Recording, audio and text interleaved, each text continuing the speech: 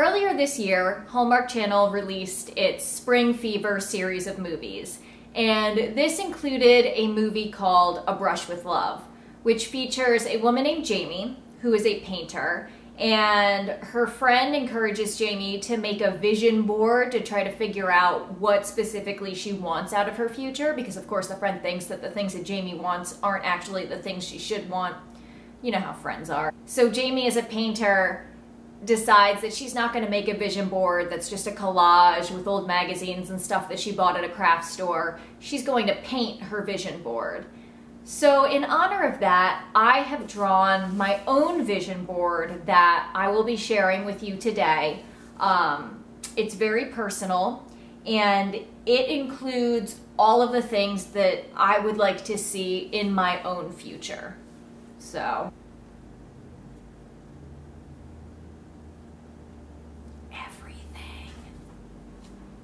I've tried a couple of times to explain the plot of this movie, but it's surprisingly difficult because Hallmark has just crammed in there a bunch of different plot points and different concepts that it becomes really hard to explain chronologically. It's almost like they're saying, like, here is so much stuff that you don't really notice how little substance there actually is. It's sort of like if you're making cookies and you put in chocolate chips and you put in peanuts and you put in some oatmeal and you put in some hazelnuts and then you put in some dried cherries, and you're trying to trick people into realizing that there's not actually any cookie dough, you're just eating trail mix. But you can definitely tell that it's just trail mix. This movie is basically trail mix. All right, so obviously plot point one, the most important plot surrounds Jamie. She is a painter who runs a studio where she teaches painting classes to children. I initially thought that it was a paint and sip kind of place, but really her only students seem to be children, and you can't give children alcohol, so maybe it's more of a paint and sippy cup kind of place, huh? No? Okay. So Jamie hasn't painted in about a year since she broke up with her serious boyfriend. In this movie, she begins painting again, and her goal is to win this showcase at a local art exhibition because the prize for winning is to get your own solo gallery showing in Paris. So Jamie is our main character. She is the main plot line. Second plot thread is this arts festival that they have every year that has an emerging artist showcase that features a bunch of artwork, and you have to apply to be in the show and get accepted, and then the winner gets the solo gallery showing in Paris, which to me doesn't make a lot of sense, because how does this small town have some sort of connection with a gallery in Paris? Like, how were they able to set that up? Who do they know? What gallery in Paris is going to be interested in showing artwork from some random American artist who won a showcase at the festival held in their local botanical garden? And why would anyone in Paris go and see that show? I don't know. It is not for me to question. And then the next plot thread is Jamie's smug best friend who is in a relationship and therefore thinks that she knows everything about relationships, and she's the one who prompts Jamie to make the vision board. But you're introduced to her and her fella, and they're just making out, and then Jamie just stands in the background smiling pleasantly with no indication that she feels like a third wheel at all. She is also on the permits board for the town, and therefore she has to work with the arts festival people for them to get the permits for the exhibition. So she kind of leverages that relationship in order to get Jamie a meeting with the woman who decides what pieces go in the Emerging Artist Showcase. So, nepotism! And then when the movie ends, the best friend is pregnant, because I guess they expect you to be invested in her enough that you care. The next plot thread is the best friend's brother, Max, has moved back into town for some reason that they don't really explain. He apparently traveled all over the country, living in all these different places, and he's got a master's in landscape architecture or something like that. He, for some reason, moves into the best friend / his sister's old apartment, which is in the same building as Jamie's apartment, and was apparently just sitting empty for a while. And that he gets a job, despite his degree, as just a groundskeeper at the local botanical garden.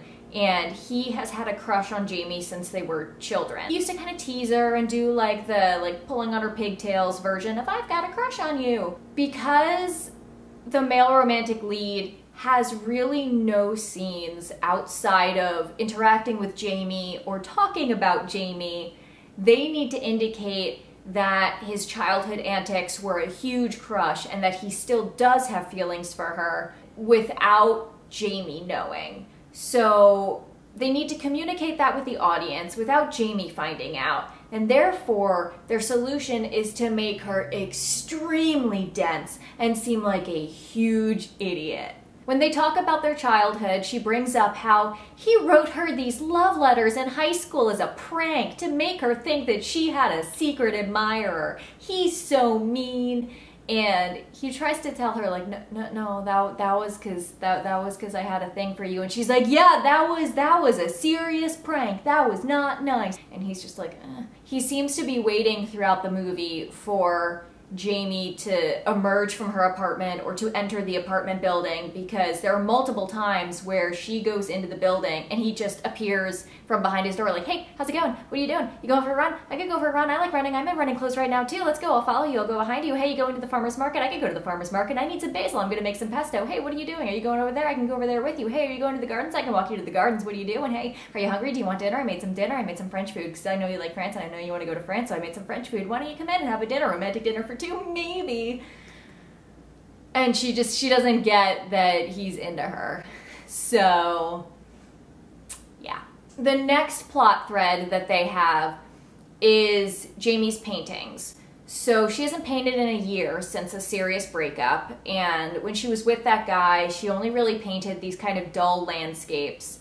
And then he broke up with her because they didn't have a spark, so she didn't paint for a year, and she opened the studio where she's teaching the kids. Then at the start of this movie, she paints the vision board, which is beautiful and amazing, and everyone's like, wow, you're painting again? Like, yeah, okay. So the vision board painting that she makes has a silhouette of a mystery man giving her a rose as she wins the exhibition showcase thing and gets the gallery showing in Paris. And then she meets the next plot thread, which is Michael, who seems to be the perfect guy, and she's convinced that he's the mystery man from her vision board. And he gives her a rose at one point that matches the rose in her painting, but the two of them have no real spark, and so she breaks it off with him. Going back, tying this back in with the vision board plot thread, she does another vision board which shows Max. And so then that's a sign that her relationship with Max is progressing and that she is perhaps developing feelings for him. And then there's a few other plot lines thrown in, like she's working on opening a second location for her studio, but she knows that then she'll have even less time to paint, despite the fact that she apparently hasn't painted for a year and that hasn't been a concern for her up until this point. You know, she's kind of going ahead with this second studio, and then there's the thread of her dad is retired and isn't really doing well in retirement because he wants to stay busy, so he's been helping her open this second studio location. He's been putting together an organizational best practices binder and a bunch of Gantt charts. He's basically doing everything. He loves it. His wife is excited that he is out of the house. I'm trying to remember if there are any other plot threads. There might be, but they're probably not important. So okay, ultimately the way the movie ends is Max and Jamie kind of start getting together, and then Max's sister, who's Jamie's smug best friend, tells Max, like, hey, you better not hurt her. And then Max says, oh my God, what if I hurt her? You're right. It could detract from her painting or something. So I better do the only sane and logical thing, which is to break up with her for her own good. The natural reaction. And so he does. she's all like excited and she wants to show him the painting that's of him, but he doesn't know it's of him. He's like, no, I'm done. And the way the actor plays it is so weird and cold and distant, and he kind of smirks. Like, you don't get the sense that this guy feels anything for her at all. They should have played it with a little bit more warmth. Maybe had him turn away and have like a tear roll down his cheek or something, just so we, the audience, can see like, oh, he has real feelings and is not some kind of serial killer. Then Jamie, who has up until this point been portrayed as someone who's very sensible and tends to take the very safe route, goes up to her apartment and destroys the painting she had made for the showcase. And the showcase deadline is that night. So she submits nothing to the showcase, ruining any chances of getting the gallery in Paris. It destroys her dream, basically. But still the next morning, she decides, hey, I don't want to open another art studio. In fact, I don't really want to run the first art studio. So she gives it to her dad since he's been bored and needs something to do. So I don't know how he's going to run an art studio without any kind of art background, because the instructional art process of the art studio is kind of an integral part, you know, of the business plan. She seems to be feeling kind of inspired or worked up or something, and she runs home again and she does a new painting, takes it to the woman that's running the arts festival and the exhibition. While it's too late to get in the showcase, the woman is so moved by this painting that she decides she's going to display it anyway. So then you see the painting and it's a self-portrait of Jamie with basically the art equivalent of an Instagram filter, you know, over her face. Then the best friend realizes that Max broke up with Jamie because the best friend meddled, so she tries to make things right, and then Jamie and Max talk, they work out their feelings, and then they kiss and they're together, and it's supposed to be a happy ending, I guess, but really at the end, the only thing that Jamie has is the relationship with Max. And this is a guy that has already dumped her once, presumably for her own good. But when has that ever been the case? She's not going to be running her studios anymore. She did get to show a painting at the festival, but she didn't get into the showcase. Therefore, she couldn't win the showcase and get the gallery showing in Paris.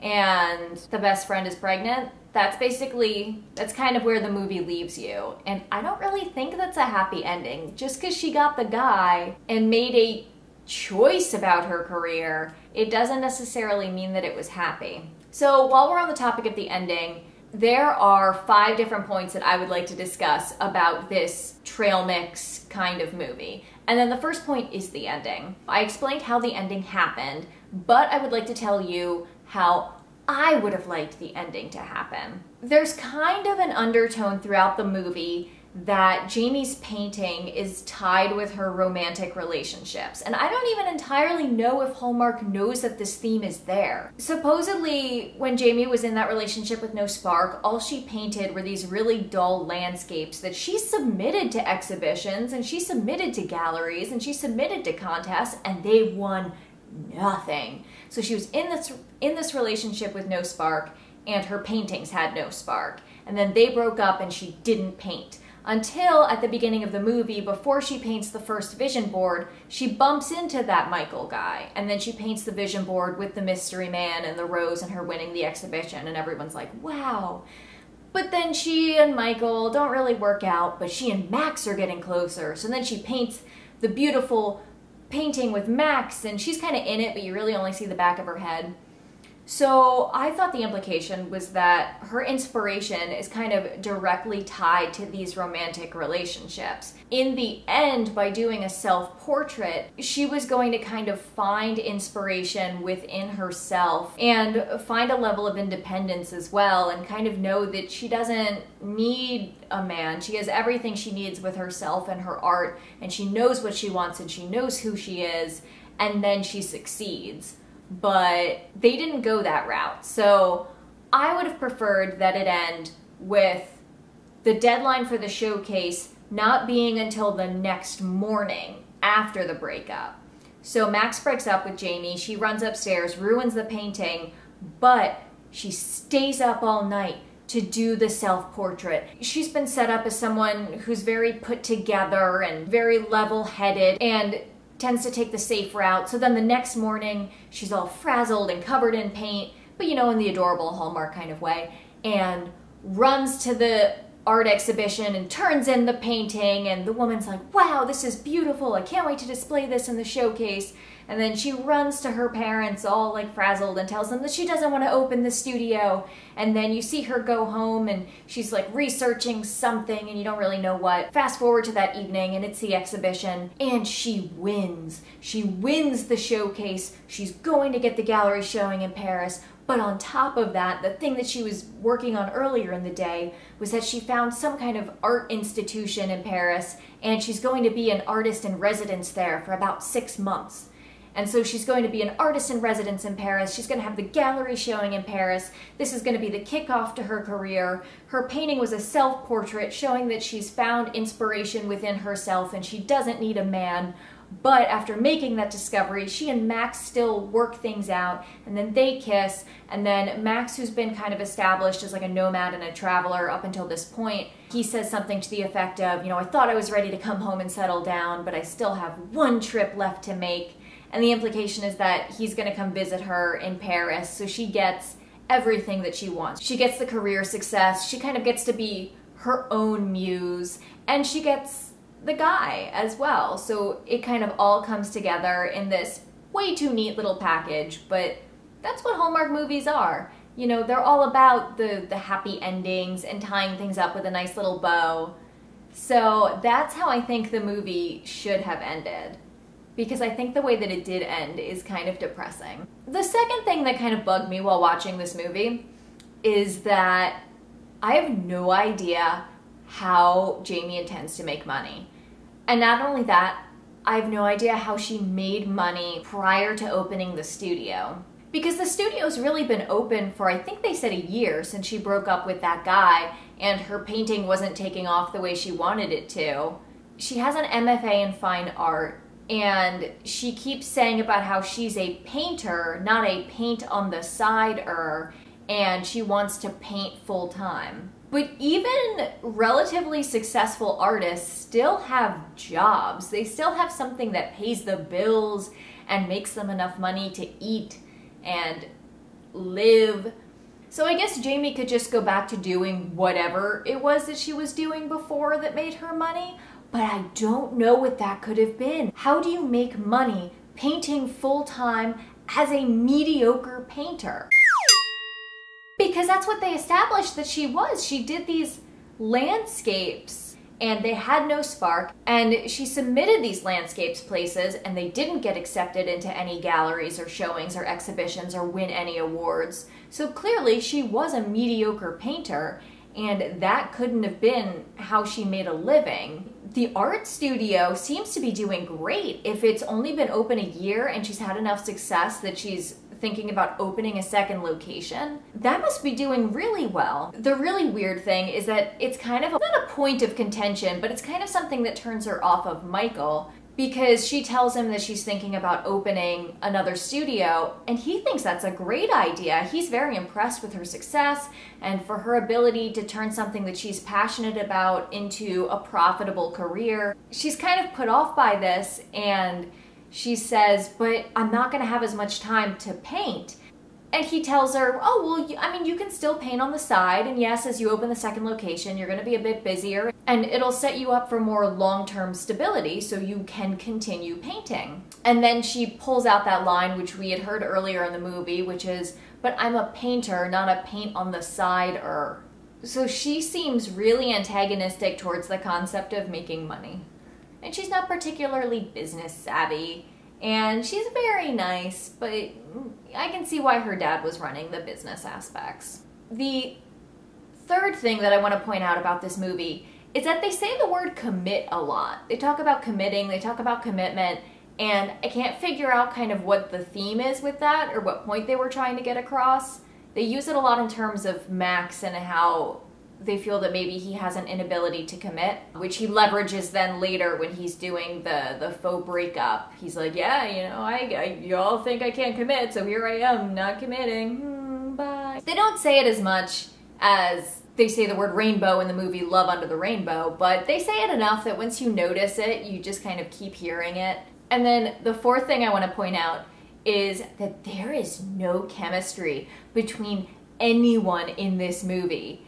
There is no chemistry between the two romantic leads. There's no chemistry between Jamie and Michael, which there's not supposed to be because then, you know, she kind of ends things with him.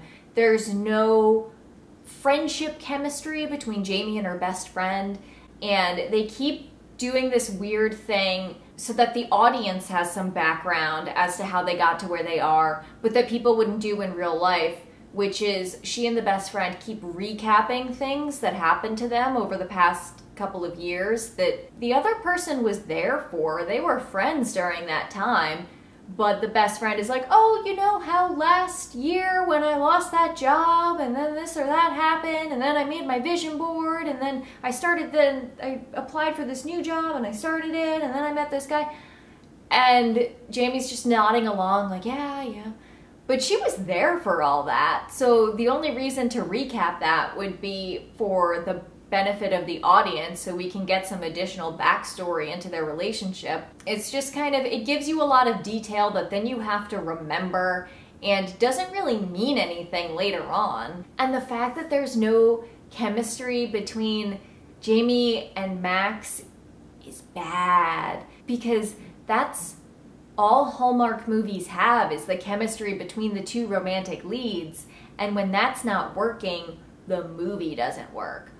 But I will tell you where there was chemistry between the actress that plays Jamie and you, the audience. Because I looked at the IMDb reviews and they pan the movie pretty much across the board, but talk about how wonderful that actress is. One review describes her as effervescent, which I kind of love, and talk about how stunning she is and how talented she is and how the guy that plays Max didn't deserve to be on the same screen as her. So really, that was the only chemistry, is between the actress that plays Jamie and the viewer, who is not a character in the movie. But wouldn't that be funny? What number am I on? Was that 4? Was that 5? Where am I? Who am I? What am I? So then point 5 would just be a couple of random observations that I want to make. One of which is that they have pineapples at the farmer's market in this town. That's weird because a farmer's market is supposed to be for locally grown produce. You of course could find pineapples at a grocery store because they import their goods, but with a farmer's market it's supposed to be local. You know where they only grow pineapples in the United States? Hawaii. And you know where this does not take place? Hawaii. Another observation is that she stays up all night a lot. And it doesn't seem to really have any impact. They don't really reference that she's tired. She just keeps pulling these all-nighters and it's fine. Everything's fine. If I was pulling continuous all-nighters, my sleep schedule would be all over the place. It would be really crabby. I would be eating a lot of junk food. Like, it would not be a good time for me. But she just kind of like keeps going. I like to imagine that there's more to her backstory than she's letting on. That the reason why everyone is so weird and hopeful yet hesitant when she mentions that she's been painting again. Oh, You're painting again? Is that maybe when she broke up with that guy a year ago, she had some sort of just complete breakdown and took all of her good paintings and just like burned them and just completely lost her mind. So now you only kind of see signs of that, like with the staying up all night and with the relying too heavily on her romantic relationships for inspiration. But that's not really a Hallmark plot. That's more of a Lifetime plot. But yeah, this movie is basically trail mix. It's fine when you need a snack. There's parts of it that are good, and there's probably parts that you would pick out and throw away if you could. But if you're expecting something like cookies, then getting this bowl of random things thrown together is just going to be kind of disappointing. Trail mix is also good when you put it in like yogurt or even oatmeal, or if you have a good cookie dough to trail mix ratio. It needs something better to hold it together, and this movie does not really have that.